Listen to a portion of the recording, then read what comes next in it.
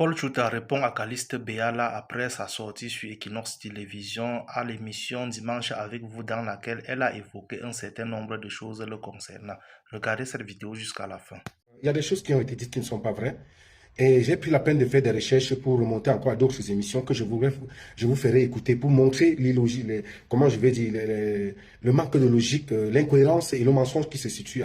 Je me dis peut-être que Madame Béala regrette peut-être son acte, mais aussi lorsqu'on regrette l'acte, il faut avoir la hauteur d'assumer ce qu'on a fait et de faire amende honorable. Bon, les gens qui m'écoutent savent très bien que par le passé, j'ai dit que j'ai pardonné et que elle et moi, même dans les forats où je discute, je le dis toujours aux gens. Elle a affirmé ici que je l'ai insulté jour pour jour, c'est-à-dire pendant 1 an, elle m'a écrit et pour me demander d'arrêter que j'ai refusé. C'est pas vrai, c'est faux. C'est pas vrai, cette partie n'est pas vraie, je suis désolé.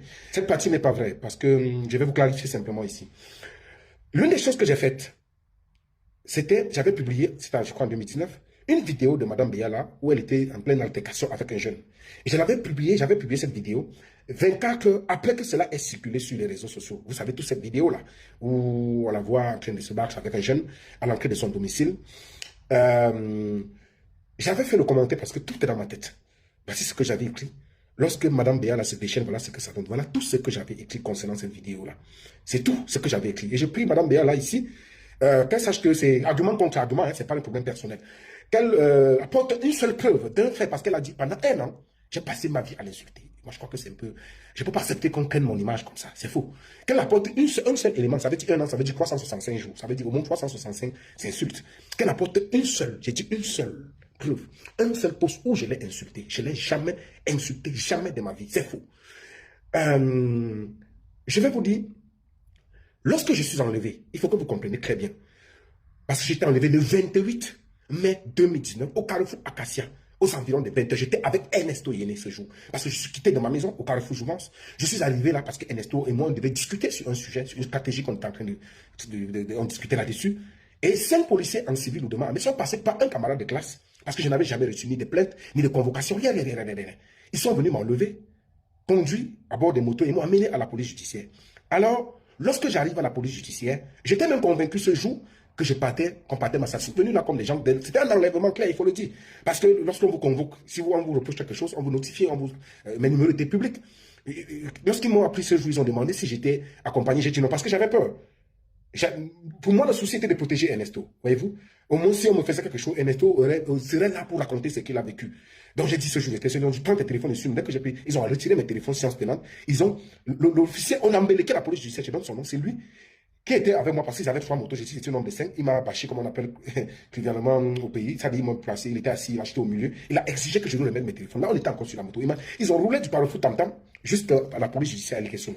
Il a pris mes téléphones, il a déverrouillé, il a demandé que j'enlève le mot de passe, j'ai enlevé. Il a appelé mon camarade de classe de l'Estique, qui s'appelait c'était Wemba. À l'Estique, pour lui dire, parce que c'est ce jeune homme qu'on a cuisiné, et qu'il m'appelle pour me dire que l'enseignant de English Literature a demandé qu'il me remette un document parce que je devais composer le mardi qui suivait. Je lui ai dit non, ok. Comme il en est ainsi, j'ai même été surpris que ce soit tard. Je lui ai dit, ok, s'il te plaît, recouvre-moi donc à tel endroit, je vais m'occuper de ton transport. Parce que si c'est sur ça qu'on va travailler, il est important que je révise, j'exploite ces documents avant d'y aller. Mais malheureusement, ce n'était pas le cas. Donc il a appelé cet élève, ce camarade, pour lui dire de rentrer rapidement, qu'il quitte le lieu où il était. C'est comme ça que le jeune homme est parti. Arrivé à la police judiciaire, on me sort des publications. Et retenez bien, ces publications étaient envoyées pas dans le WhatsApp de Madame Béala. La publication porte l'estampille de Kan Owalski. Un texte signé de Kan Owalski, publié sur plusieurs plateformes et publié notamment en février 2019 par le même Kan Owalski lui-même. Les éléments que Mme Béala présente devant la police judiciaire, c'est des captures d'écran d'un échange WhatsApp qu'une personne lui a envoyé en lui disant que c'est moi qui ai écrit ce texte avec ma photo. Vous voyez une photo, j'ai une veste rouge, je suis un costume rouge. C'est cette photo qu'on lui a transférée et c'est ça qu'elle a apporté comme élément de preuve.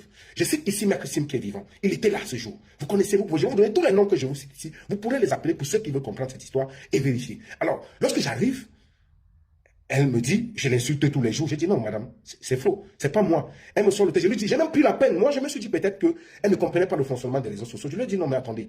Le texte que vous voyez, on vous a transféré avec une photo. Ce n'est pas une preuve que c'est moi, ce n'est pas moi. Le texte est signé Kan Owalski. Ce n'est pas moi, Kan Owalski. Les textes que je publie, je les signe. Et s'il y a des textes, ça ne fait pas partie de mon registre. Elle a juré que c'est moi, elle a dit c'est moi, j'irai en prison. Je répète, c'est moi, je suis désolé. Peut-être qu'elle a la mémoire courte, mais je cite les faits ici. C'est regrettable qu'on revienne dessus, mais j'ai intérêt, pour mon image aussi, de faire cette clarification. Devant Maître Sim, elle m'a dit que j'irai retrouver mon champion en prison, faisant référence à Maurice Kamto. Maître Sim lui a dit, je cite Maître Sim, que je ne suis pas militant du MRC, et je n'étais pas militant, je ne suis pas militant du MRC. Elle a dit non, je passe le temps, nous on laisse. J'ai dit, mais je ne suis pas militant du MRC, je ne sais pas pourquoi on veut, même si j'étais militant, ce n'est pas un crime. Elle m'a dit, j'irai retrouver mon champion en prison. Je lui ai dit, je n'ai jamais fait, elle a exigé que j'enlève la vidéo en question. J'ai dit oui pour la vidéo, même si je ne me repose de rien, parce qu'elle a expliqué qu'elle était en porte-à-faux avec une dame, une certaine Miss Pa, qui est à l'entrée et a construit une école à l'entrée de son domicile à Douala, et que cette dame, les bruits que les enfants font l'empêche de dormir, une usure, etc. Qu'elle a un problème avec cette dame, que c'est ça le problème, et c'est l'un des enseignants de cette dame, de l'établissement de cette dame, avec qui elle était dans la vidéo, et que cette vidéo lui porte préjudice. Et moi j'ai dit, alors, si c'est le cas, je suis prêt à enlever la vidéo, ce n'est pas un problème. Je l'ai fait. Elle a exigé que j'enlève toutes les publications où on parlait de... J'ai dit non, je ne suis pas Facebook ni YouTube. Je ne peux pas le faire. Vous ne pouvez pas me demander ce que je n'ai pas fait. Le texte querellé de Kan Owaski, ce n'est pas de moi. Ce n'est pas moi l'auteur. Je ne peux pas enlever quelque chose que je n'ai pas fait. Elle a exigé que je fasse une lettre d'excuse pour qu'elle me laisse sortir. Maître Sim est vivant. Maître Sim m'a dit, Paul, fais une lettre d'excuse. J'ai dit, maître, je ne peux pas faire une lettre d'excuse pour ce que je n'ai pas fait. Si moi, j'avais offensé cette dame, il peut arriver peut-être que de bonne foi de se tromper et on offense indirectement ou directement des gens. Mais c'est normal de faire amende honorable. C'est même une grandeur. Mais face à ma conscience, je ne peux pas accepter, c'est injuste moralement pour moi, d'accepter d'écrire des choses que je n'ai pas faites.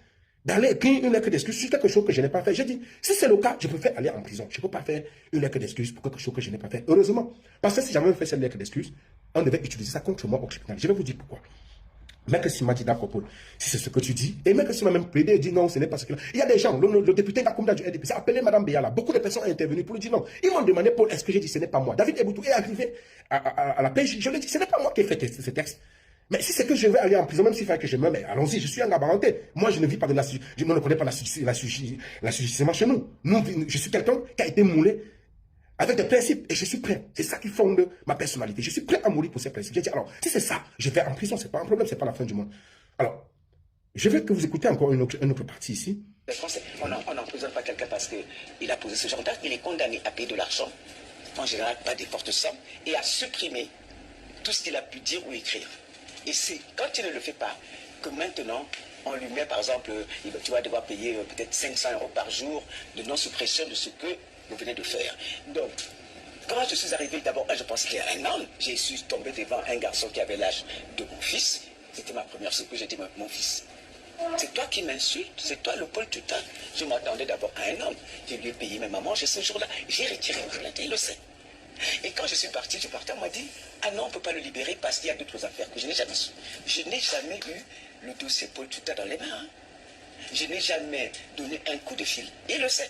C'est mon fils. On se parle tous les jours et il sait ça. Hein. Oui, Mme Béala encore n'a pas dit la vérité ici. Elle n'avait jamais retiré sa plainte. Je suis certain que son fils, je l'appelle maman, c'est un fait. Mais elle n'a jamais retiré sa plainte. Je suis désolé. Je suis désolé, malheureusement, de dire qu'elle n'a pas retiré sa plainte. Elle avait fait des sorties, j'ai des preuves ici. J'en veux également pour témoin Maître Sim. Parce qu'elle a filmé, je crois que c'est ici, écoutez un peu, ça doit être ici ou c'était en France, devant le Mon nom sera peut-être beaucoup utilisé en pensant faire pression pour le libérer, ce que je savais ni de quoi il s'agissait. Je ne connaissais pas sa vie, moi je venais d'arriver de Paris. Est-ce que, Kassi Béala, permettez, est-ce que vous étiez au courant de ce qui se disait, genre, c'est vous qui l'avez envoyé en prison? Oui, il se dit tout et n'importe quoi dans ce pays. Et ça ne vous a pas dérangé de savoir comment vous avez Non, puisque je savais qu'il le savait, puisqu'il était avec moi quand j'ai retiré la plainte. J'ai signé, il a signé, son avocat a signé. Faux. On n'a rien signé. On n'a rien signé. J'ai dit faux. J'ai mesuré les mots faux. F majuscule, A majuscule, U majuscule, X majuscule, faux. Faux, faux, faux. C'est pas vrai. Il n'y a jamais eu de retrait de plainte. Maître Sim n'a jamais rien signé. Je n'ai jamais rien signé. Je sais que Maître Sim, que chacun ici peut appeler. La condition qu'elle avait exigée, c'était que moi je fasse une lettre d'excuse. J'ai dit non. La lettre d'excuse, ça veut dire que je reconnais ce qu'on me reproche, alors que je dis que alors que ce n'est pas vrai. Donc c'était un piège contre ma personne. J'ai refusé de retirer cette lettre. Madame Béala, vous dites que vous avez retiré cette plainte. Je vais réfléchir votre mémoire. Si Madame Béala a retiré sa plainte, parce qu'elle était venue au moins au procès une fois, qu'est-ce que vous veniez faire au tribunal? Bon, vous dites que vous avez retiré la plainte. Ceci étant, ça veut dire que vous avez lavé les mains. C'est ce qu'on dit, vous êtes désisté. Qu'est-ce que vous êtes venu? Vous êtes venu au tribunal en juin 2019. Parce que j'ai été placé sous mandat. J'ai fait 2 semaines de garde à vue à la PJ. J'ai été placé sous mandat le 3 juin. Parce qu'on m'arrête le 28 et Baola est arrêté le 29. Baola vient me trouver à la police judiciaire. Nous montons devant le juge. Baola est d'abord écroué à la prison centrale de Yaoundé. On me renvoie à la PJ pour complément d'enquête et je remonte le choix, c'est à ce moment qu'on me place. Madame Biala, si vous avez retiré votre plainte, qu'est-ce que vous veniez faire encore au tribunal ce jour-là? Autre chose. Vous vous êtes fait représenter durant tout le procès. Je vais vous dire, mon histoire, j'ai été arrêté pour une question d'opinion. Je vais vous expliquer pourquoi. Parce qu'elle voulait justifier en disant que je ne suis pas en prison à cause qu'il y a une dizaine de plaintes. J'ai des preuves de vos déclarations. C'est faux. Vous savez que vous dites n'est pas vrai, malheureusement. Ce n'est pas un problème, mais il faut, au moins pour la moralité publique, qu'on soit vrai. Du coup, Maître Faustin Tédé, je donne le nom, vous avez représenté 26 procès. Mon histoire a été une histoire, c'est l'une des mascarades jamais vues dans le monde entier en termes de diffamation. J'ai fait 2 ans de prison. Écoutez-moi très bien.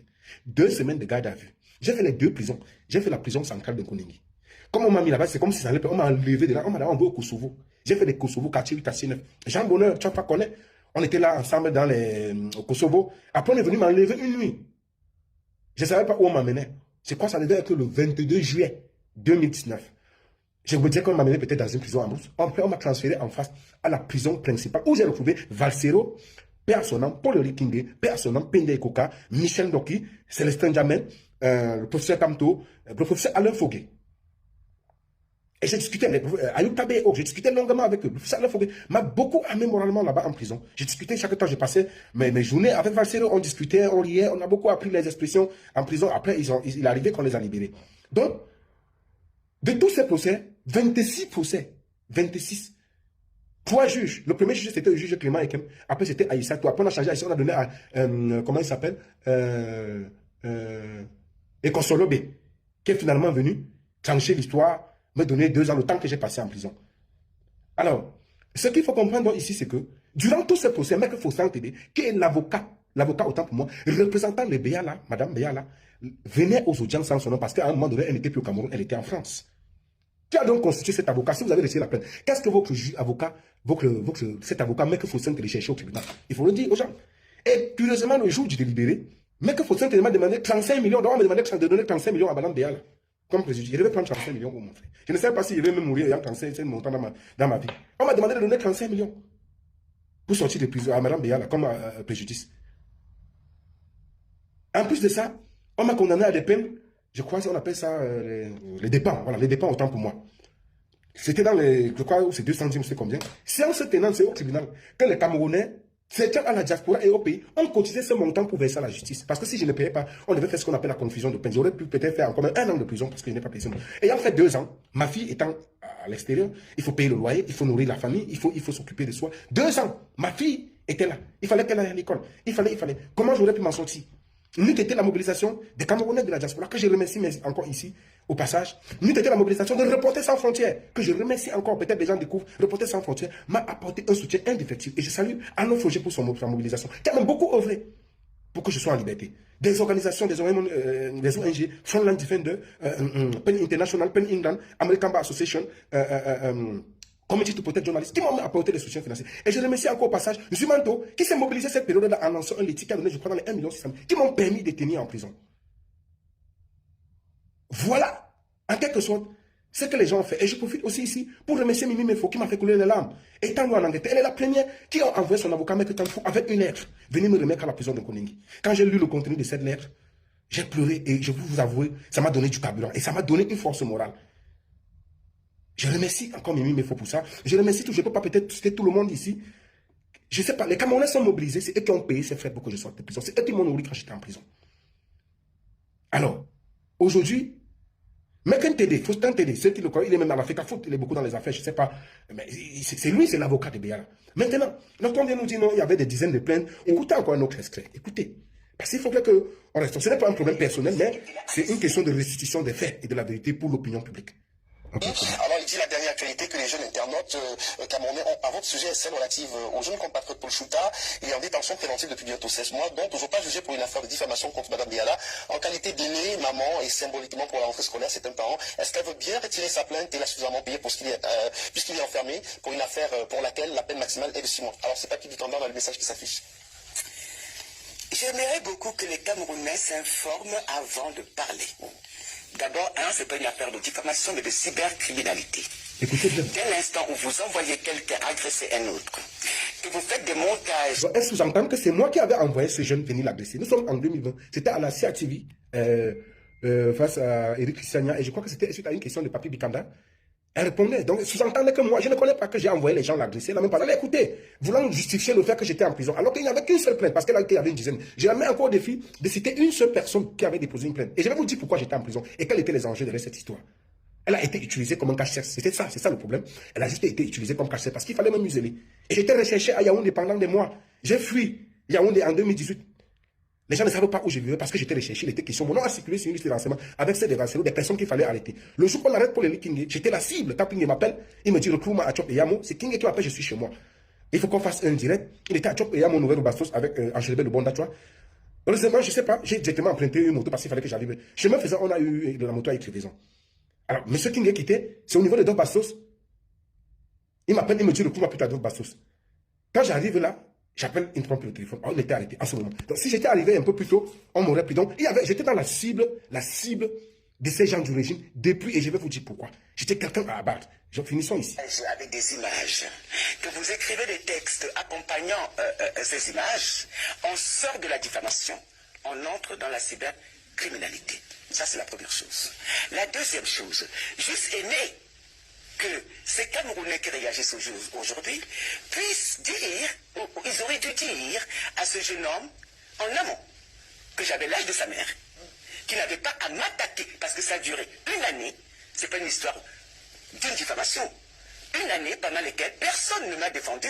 Où tous les matins, ce jeune homme parlait de ma sexualité, inventait une histoire sur ma sexualité qu'il ne connaissait pas. Il ne m'a jamais vu.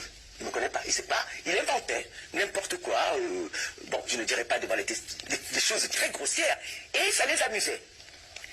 Ils oublient une chose, c'est que, sans le connaître, je lui avais écrit pour qu'il retire toutes ces diffamations, même ces images montées de toutes pièces, déformées, il n'a jamais réagi. Donc j'ai porté plainte, mais j'ai retiré ma plainte, car vous avez retiré votre plainte. Ben, oui, on a signé un accord avec son avocat, Maître Sim, qu'il enlevait les images, nous étions encore à la PJ, et apparemment on m'a dit que ça ne servait à rien, puisque c'est un problème qui va au niveau du substitut du procureur, qui décide de poursuivre ou pas un individu. Et apparemment il y avait aussi d'autres plaintes.